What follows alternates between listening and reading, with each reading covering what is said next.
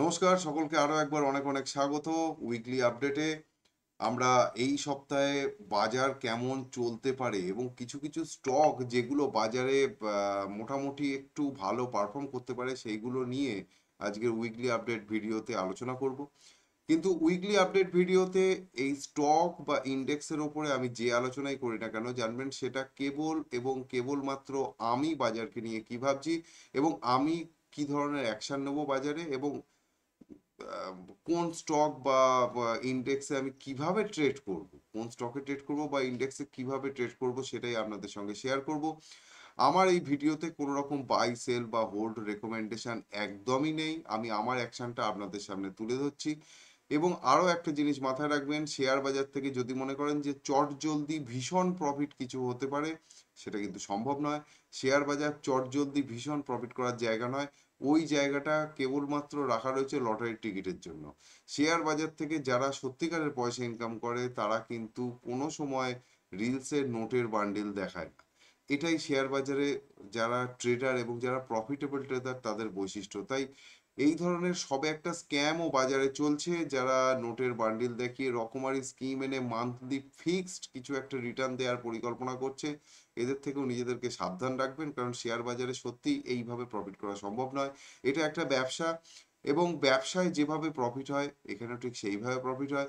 একটা ব্যবসায় বছরে 20% প্রফিট হওয়া মানে সেটা সাফিসিয়েন্ট। হ্যাঁ, শেয়ার বাজারে তার থেকে অনেক বেশি হয়, তার কারণ শেয়ার বাজারে কাজ করার ধরনটা আলাদা।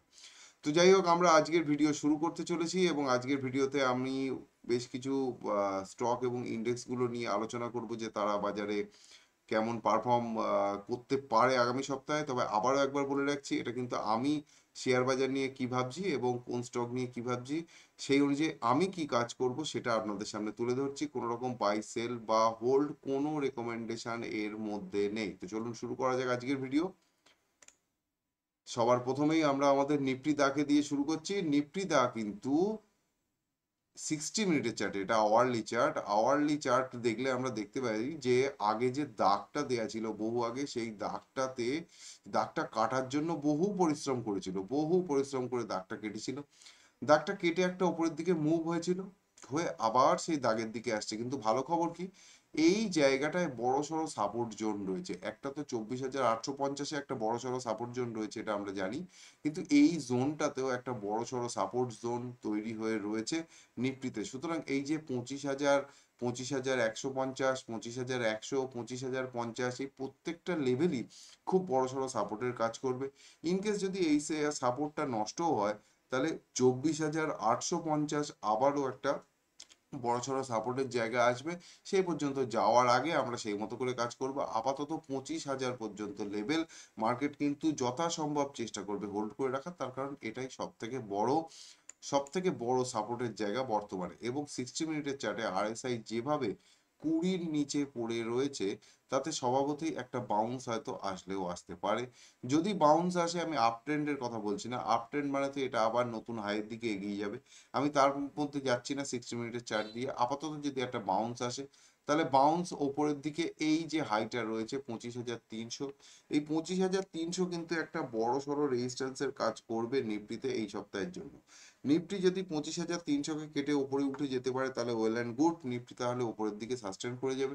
কিন্তু যদি 25,300-কে কেটে উপরের দিকে যেতে না পারে, তাহলে 25,300 থেকে 25,000 এই ছোট 300 পয়েন্টের রেঞ্জের মধ্যেই কিন্তু নিফটিকে ঘোরাফেরা করতে হবে এই সপ্তাহটা জুড়ে।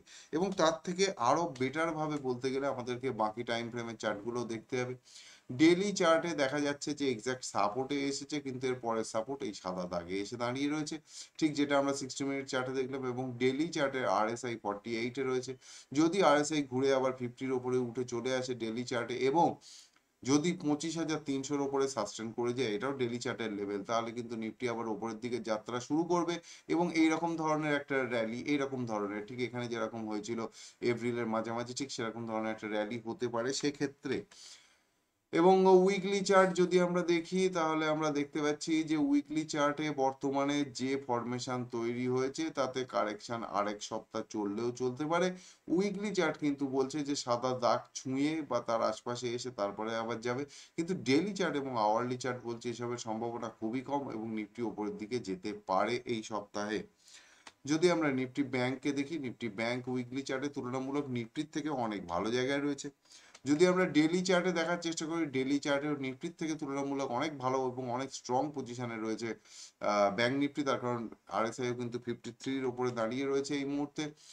এবং এখানে ব্যাংক নিফটি আওয়ারলি চার্টে যেটা বলছে, এই ধরনের যখন প্যাটার্ন তৈরি হয় তখন আরেকটা আরেকটা লেগ নিচের দিকে আওয়ারলি চার্টের নামে, সেই একটা সম্ভাবনা আওয়ারলি চার্টে দেখা যাচ্ছে। যদিও নিফটি যেরকম আমি বলি আসলাম এক্ষুনি, ঠিক এখানে কিন্তু উইকলি এবং ডেলি চার্ট নিফটি ব্যাংকের অনেক বেশি স্ট্রং। নিফটির চাইতে কিন্তু আওয়ারলি চার্ট বলছে আরেকটা লেগ নিচে আসলেও আসতে পারে। কালকের ওপেনিং এর উপর অনেক কিছু নির্ভর করছে এবং বড় সড়ো লেভেলের একটা সাপোর্ট কিন্তু 56,300 দাঁড়িয়ে রয়েছে, এখন রয়েছে 56,700, অর্থাৎ 400 পয়েন্ট নিচে একটা বড় সড়ো সাপোর্ট জোন নিফটি ব্যাংকের রয়েছে। ইউএসডি আইএনআর কে যদি আমরা দেখি তাহলে দেখতে পাবো এও সেই একই জায়গায় মোটামুটি পড়ে আছেই বলা যায় এর ক্ষেত্রে। হ্যাঁ, এখনো পর্যন্ত কিছু ডিসিশন নেয়নি, যার জন্য এখানে নতুন করে কিছু বলা যাবে না। উইকলি চার্টে এখনো বুল ট্রেন্ড ইনট্যাক্ট রয়েছে, ডেইলি চার্টেও বুল ট্রেন্ড ইনট্যাক্ট রয়েছে, তো সাইডওয়েজ কারেকশনের সম্ভাবনা বেশি রয়েছে এই মুহূর্তে ইউএসডি আইএনআর এ। আমার মনে হচ্ছে ভারত সরকার আবার তার ফরেক্স রিজার্ভ বাড়াতে চলেছে, যে কারণের জন্য কিন্তু এটা ঘটছে মনে হচ্ছে তাই।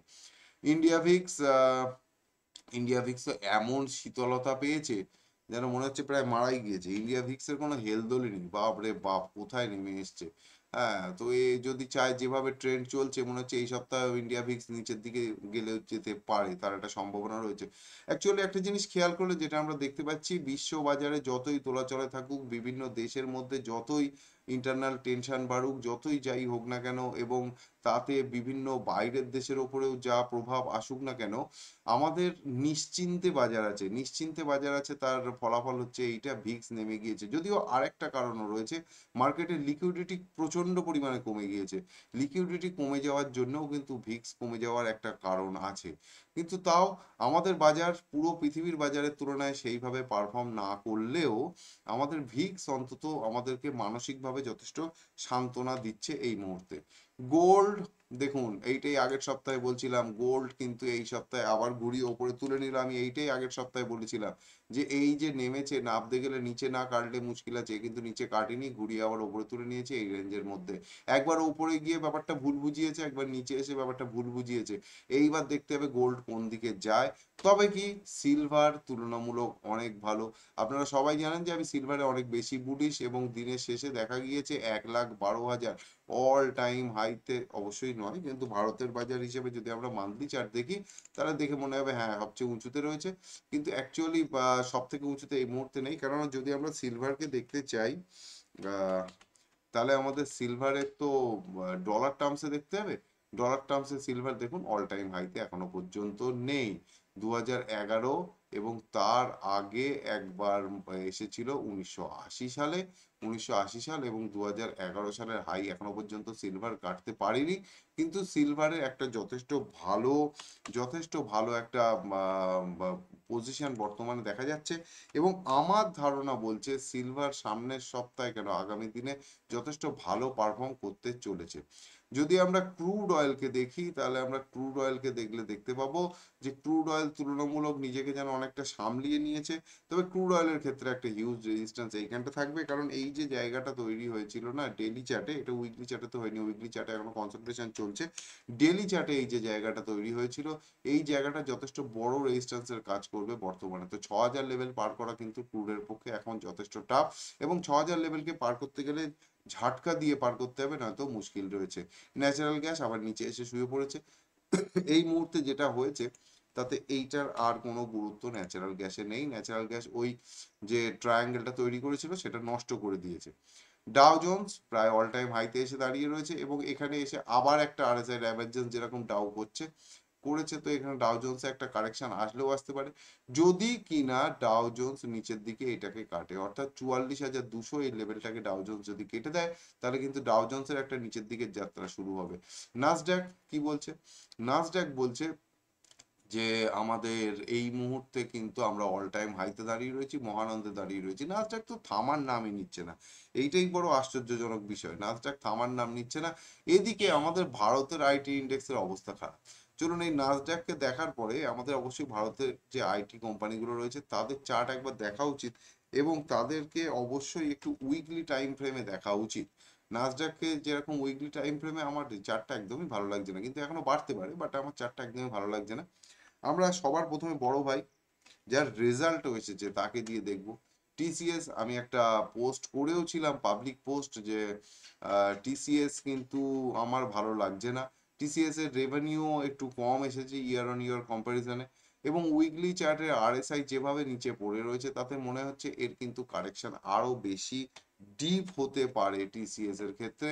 আমার ধারণা মতো মোটামুটি এই জায়গার আশপাশে, এই জায়গার 2900 অর্থাৎ 2900-র আশপাশে টিসিএস কে এসে কনসলিডেট করতে হবে, বা তার থেকেও নিচে যেতে হবে। টিসিএস যদি এখান থেকে 30% নিচে যায়, আমি খুব সিনসিয়ারলি বলছি কথাটা, টিসিএস যদি এখান থেকে 30% নিচে যায়, মানে যদি 2000-এর আশপাশেও চলে আসে, তাতেও কিছু যাবে আসবে না টিসিএস এর, বরঞ্চ কারেকশনটা ভালো হবে, সেটা কেনার জায়গা আসবে। আজকের ভিডিওতে একটা বড় রিস্কের কথা বলে রাখলাম, টিসিএস 2000-এর আশপাশে আসলে একটা কেনার জায়গা আসবে। এখন চলছে 3200। অনেকেই চিন্তা করতে পারেন যে টিসিএস এ এত বড় কারেকশন হলে বাজারের কি হবে, বাজারকে সাপোর্ট দেওয়ার জন্য অন্য স্টক আছে, ওর জন্য টিসিএস এর কোনো দরকার নেই। এবং টিসিএস সবে মাত্র একটা ডিভিডেন্ড ডিক্লেয়ার করেছে 11 টাকা করে, যাক ভালো করেছে, কিছু লোক তো কিছু কিছু টাকা তো পাবে ওপর থেকে। মোটামুটি 500-700 টাকা যাদের লস হয়েছে, 11-12 টাকা পেলে একটু মনে শান্তি পাবে। হ্যাঁ, এখন টিসিএস যথারীতি নিচে রয়েছে। আমরা যদি ইনফোসিসকে দেখি, ইনফোসিসকে দেখলে আমরা দেখতে পাবো ইনফোসিস টিসিএস এর থেকে তুলনামূলক ভালো জায়গায় বর্তমানে অবস্থান করছে, এটা ঠিকই, কিন্তু ইনফোসিস যতক্ষণ না এই জায়গাটাকে পার করছে, এই জায়গা, এই হাই, এই যে জায়গাটা, এই জায়গাটাকে যতক্ষণ না পার করছে, মোটামুটি 1700 ধরে রাখা যায়, ইনফোসিস যতক্ষণ না 1700 পার করছে ইনফোসিসের র্যালি হওয়া মুশকিল রয়েছে। এবং যদি আমরা মান্থলি চার্ট দেখি, তাহলে মান্থলি চার্ট ইনফোসিসের একদমই আমার পছন্দের নয়। এরকম ধরনের চার্টের ক্ষেত্রে কারেকশন একটু লম্বা সময় ধরে হয়। ঠিক আছে, আমরা যদি এখানে টেকএম কে দেখি, তাহলে আমরা দেখতে পাবো মান্থলি চার্টে টেকএম তুলনামূলক ভালো আগের দুটো চার্টের তুলনায়। উইকলি চার্ট দেখলে দেখুন বেরোনোর চেষ্টা করেও করতে পারছে না, উইকলি চার্টে একটু তো গড়বড় হয়েছে। যদি টেকএম 1540-এর নিচে নেমে যায় কোনো মতে, তাহলে কিন্তু নিচের যাত্রা শুরু হবে, এবং ভালো রকম নিচের যাত্রা শুরু হবে টেক মাহিন্দ্রা। হ্যাঁ, 1540-এর নিচে যাওয়া টেক মাহিন্দ্রা উচিত না যদি টেক মাহিন্দ্রার উপরে যেতে চায়। আরেকটা আমার খুব পছন্দের স্টক ছিল এইটা, কিন্তু এই মুহূর্তে তো পুরো মানে সেই ল্যাবড়ালেবড়ি হয়ে গেছে ব্যাপারটা, এ নিজেকে সামলাতেই পারছে না। তো যাই হোক, এ নিজেকে সামলাতে না পারলেও উইপ্রো তুলনামূলক বাকি স্টকগুলোর চাইতে অনেক বেশি ভালো রয়েছে, বাকি স্টকগুলোর চাইতে উইপ্রোর সিচুয়েশন অনেক বেশি ভালো রয়েছে এখনো পর্যন্ত। কিন্তু টিসিএস এর চার্ট এবং ইনফোসিস, বিশেষ করে টিসিএস এর চার্ট বর্তমান একদমই ভালো জায়গা নেই। টিসিএস আরেকবার একটু জিনিস আমি দেখিয়ে দিই, টিসিএস যদি এই জায়গাটাকে পার করে উঠে যেতে পারে, এই যে লোটা ছিল এই লোটাকে পার করে মোটামুটি 3700 ধরুন, 3700 পার করে যদি টিসিএস ওপরে উঠে যেতে পারে, তাহলে টিসিএস টিকে যাবে। তা না হলে কিন্তু টিসিএস আগামী বেশ কয়েক বছর, হয়তো হতে পারে 2030 সাল পর্যন্ত টিসিএস এর সেরকম কোনো মুভ হবে না। হয়তো 2030 সাল পর্যন্ত টিসিএস এর কোনো মুভ হবে না, তারও একটা সম্ভাবনা কিন্তু টিসিএস এ দেখা যাচ্ছে। হয় আমরা যদি এই ধরনের মেটাল স্টকগুলোর দিকে চিন্তা করি, তাহলে ওদের চাইতে এই ধরনের স্টকগুলো অনেক বেটার পারফর্ম করছে। দুটো চার্টকে পাশাপাশি রাখলে বোঝা যাচ্ছে যে ওই ধরনের আইটির চাইতে মেটাল যথেষ্ট ভালো পারফর্ম করছে, এবং আমার মনে হচ্ছে মেটালে একটা বড়সড় কিছু ঘটতে চলেছে, এবং সেল তাতে একটা হয়তো অগ্রণী ভূমিকা নিলেও নিতে পারে। যদিও সেল কিন্তু 3 মাসের চার্ট করছে, কোয়ার্টারলি চার্টে পারফর্ম করছে, অর্থাৎ এইটা আবার এই যে কোয়ার্টার পড়েছে এই কোয়ার্টার, এবং কোয়ার্টারলি চার্টে যদি সেল 151 পার করে ক্লোজ দিতে পারে, কোয়ার্টারলি চার্টে যদি সেল 151 পার করে ক্লোজ দিতে পারে, তাহলে কিন্তু সেলে একটা একতরফা উপরের দিকে মুভ আসবে, এবং প্রায় 60%-এর ওপরে একটা মুভ চোখের নিমেষে সেলে আসবে। তবে 151-র ওপরে কোয়ার্টারলি ক্লোজিং দিতে হবে। বর্তমানে আরএসআই ও সেলের যথেষ্ট ভালো রয়েছে। তো মেটাল আমার তুলনামূলক অনেক ভালো লাগছে, কাদের চাইতে? মেটাল অনেক ভালো লাগছে আইটির চাইতে। কিন্তু পাবলিকের এই মুহূর্তে আইটিতে একটু অসুবিধা আছে, কারো কারো একটু সেন্টিমেন্ট জড়িয়ে রয়েছে, কেউ কেউ উপরে কিনেছেন বলে বেরোতে পারছেন না। দেখুন, শেয়ার বাজারে আমি কোথায় কিনে ফেলেছি তাতে কিছু যায় আসে না। আমার যদি এরকম মনে হয় যে আমার ইন্ডিকেটর, আমার পড়াশোনা, আমার বিদ্যা বলছে যে এই শেয়ারটা গড়বড় করতে চলেছে, তাহলে তাতে যে লসই হোক না কেন বেরিয়ে আসতে হয়। তা যদি না করেন তাহলে সময় নষ্ট হয়, আর সময়ই এখানে টাকা। আপনি একটা একটা অ্যামাউন্ট, একটা টাকা আপনি এখানটায় ইনভেস্ট করছেন, সেটা একটা টাইমের পরে গিয়ে যদি উপযুক্ত রিটার্ন না আসে তাহলে সেটা ভ্যালুলেস হয়ে যায়। ভারতবর্ষে মোটামুটি 5 থেকে 5.5 বা 6% ইনফ্লেশন থেকেই যায় গড়ে ধরতে গেলে। তো এই আমাদের যদি টাকাটা বছরে অন্তত 6%-এর আশপাশে না হয়, না বৃদ্ধি পায়, তাহলে কিন্তু সেক্ষেত্রে প্রফিট কিছু আসে না। এবং শুধু সেইটা দেখলে হয় না, অ্যাকচুয়ালি হিসেবটা তো ডলার টার্মসে হয়। গত 3 বছরে কিন্তু ডলার 30%-এর বেশি বেড়ে গিয়েছে, ঠিক আছে, মানে 30%-এর আশপাশে বেড়ে গিয়েছে।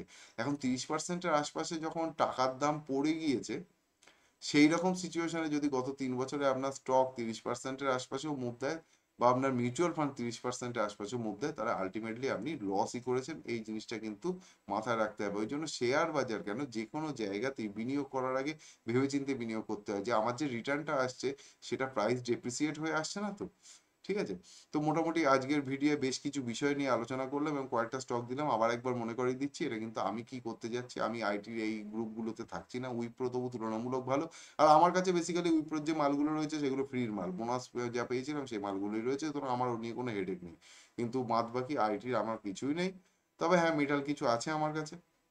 এখন আগে আগে দেখতে হবে কি কি হয়, সেই মতো করে আমাদের চিন্তা ভাবনা করে চলতে হবে।